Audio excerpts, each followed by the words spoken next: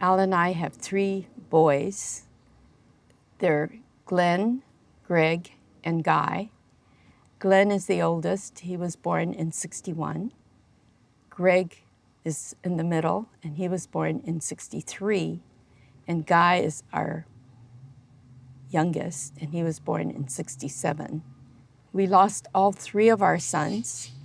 Our middle son, Greg, was the first to go, and he was in an altercation in San Diego over a ding on his truck, and he didn't know that that man had a gun. That was in 1986.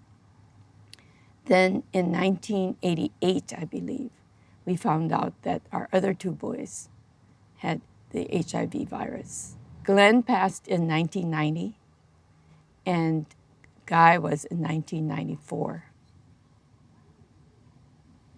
Both our sons, Glenn and Guy, were gay. The way I found out that Guy was gay was that he had invited his boyfriend, which I had no inkling that it was his boyfriend, over for a sleepover. And he wanted to be awakened at a certain time to go to work. So I knocked on his door and opened the door when he didn't respond, and found them both sleeping on the floor, which upset me a lot. And he came running out after me, and that's when I asked him, "Are you gay?" And he said, "Yes." I have to preface it by saying that I was the most homophobic person, having grown up with a background of gay is bad, gay is a choice. Everything that told me gay was bad, I felt that. So I asked him to leave. When Guy said that yes, he was gay, I know what my reaction was. It's as vivid today as it was back then. Japanese are very, very conservative. Japanese Americans also are very, very prejudiced.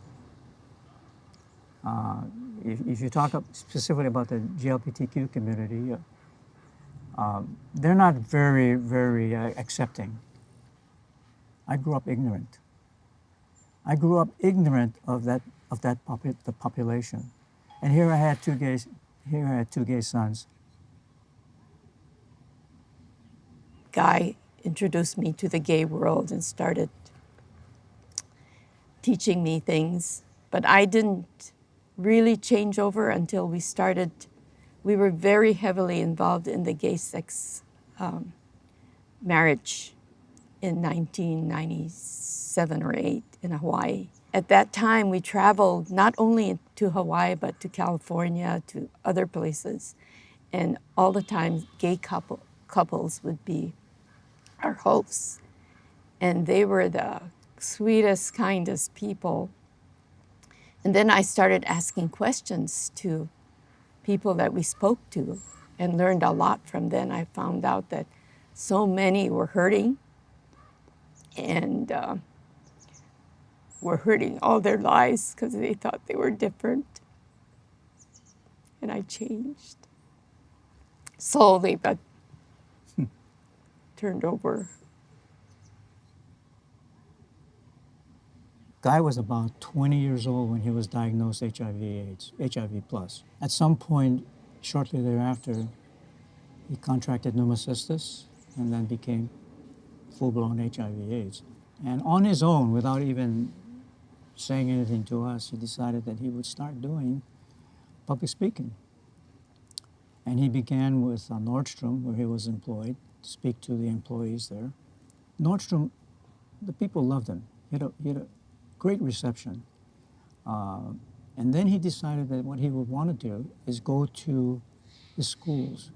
And then maybe you should pick it up from there because Pam Dunnett, you approached Pam Dunnett. Well, he wanted to get into his high school that he attended because he said if he did that, it may prevent some others from getting into his situation. So he approached the principal and he couldn't even get to talk to him.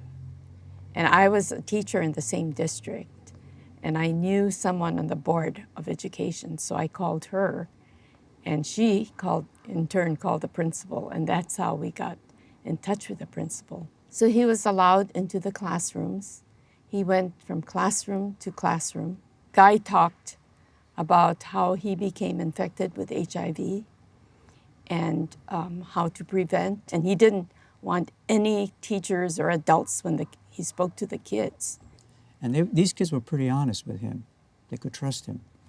And some of the things that he learned about the risky behaviors that they were getting into shocked him. He wanted the parents to come on a different night. And the kids were so impressed. They went home and told the parents that they had to attend his meeting. And so, we had a hard time getting parents coming to our school events, but his was overly crowded for standing room only. The word got around, so he had more than he could manage from other districts and other schools. He'd fill school auditoriums back then because nobody else was talking. Nobody else was doing that. And I never realized the impact until many years later because I lived in a bubble. Guy wanted to speak about HIV/AIDS. He did not want to speak about his sexual orientation. Guy was never comfortable when he was asked the question, "Are you gay?" He would deflect it. Guy would deflect it. And sadly, Guy never addressed that issue.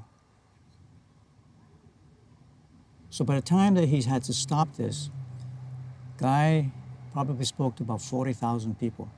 At some point in the end, he said to me, he said, "Dad, you got to do something," right?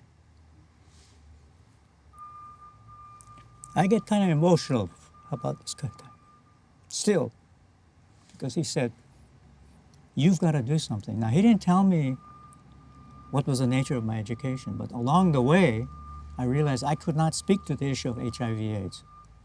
I mean, I knew the basics. I knew how you contract the disease and all of that. But what I became aware of over time was that HIV/AIDS was a manifestation. It was an outcome. But it's a preventable disease. It's a disease that can be avoided. And why some people take a risk became very, very important to me.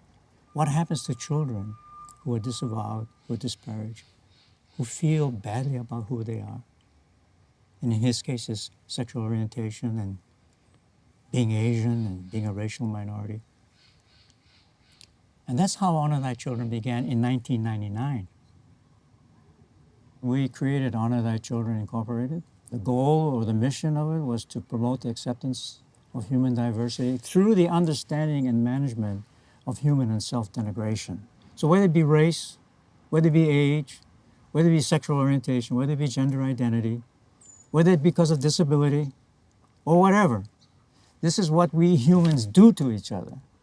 Honor Thy Children took a personal family experience around the issue of raising children who are GLBTQI and expanded it to include populations, other marginalized populations, that we felt that we could address using our story. And I'd be honest with you, if I didn't have my son's experience, I don't know whether I'd be sitting here in front of you talking to you today. So I know that personal contact, sharing the story,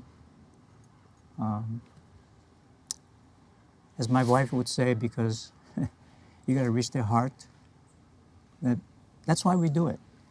This one particular message, that the first line of defense for any child who is being demonized are the parents.